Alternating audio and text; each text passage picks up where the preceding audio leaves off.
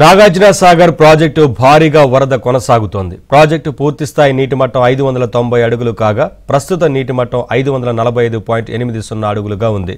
పూర్తిస్థాయి నీటి నిల్వ సామర్థ్యం 312 టీఎంసీలు కాగా ప్రస్తుత నీటి నిల్వ సామర్థ్యం 200.6226 టీఎంసీలుగా ఉంది. ఇన్ఫ్లో 3,88,794 క్యూసెక్లు ఉండగా అవుట్ఫ్లో 30,127 క్యూసెక్లు కొనసాగుతోంది.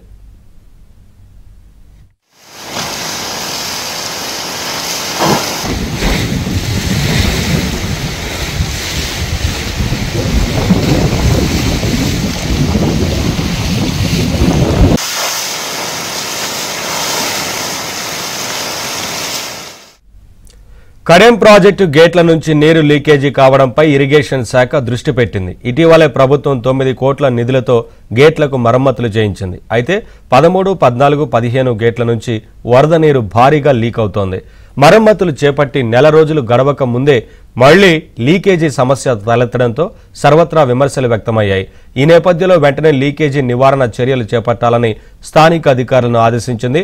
ప్రస్తుతం 5,000 క్యూసెక్ల ఇన్ఫ్లో వస్తోంది. కుడి ఎడమ కాలువకు 945 క్యూసెక్ల నీటిని విడుదల చేశారు. ప్రాజెక్టు పూర్తి సామర్థ్యం 700 అడుగులు కాగా ప్రస్తుతం 696.100 అడుగుల మేర వరద చేరింది.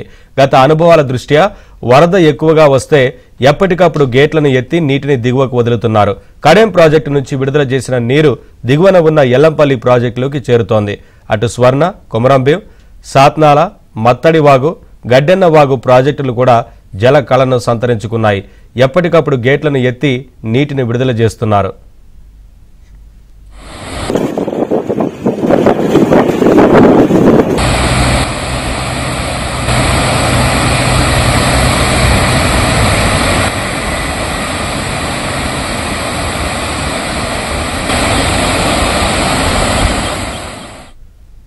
శ్రీపాద ఎల్లంపల్లి ప్రాజెక్టు నుంచి ఎత్తిపోతలు కొనసాగుతున్నాయి. ప్రాజెక్టుకు ఎగువ ప్రాంతాల నుంచి 4,000 క్యూసెక్ల ఇన్ఫ్లో వస్తోంది. నంది పంప్ హౌస్ నుంచి 12,600 క్యూసెక్ల నీటిని లిఫ్ట్ చేస్తున్నారు.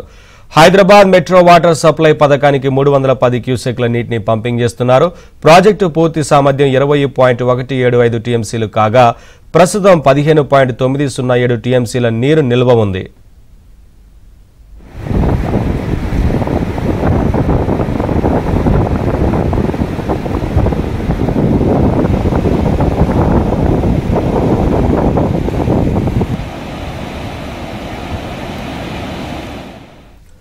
ఇక నెల్లూరు జిల్లాలోని సోమశిల డ్యాంకు కృష్ణా జలాలు వచ్చి చేరుతున్నాయి. 5 రోజుల కిందట పోతిరెడ్డిపాడు హెడ్ రెగ్యులేటర్ నుంచి 10,000 క్యూసెక్ల నీటిని విడుదల చేశారు.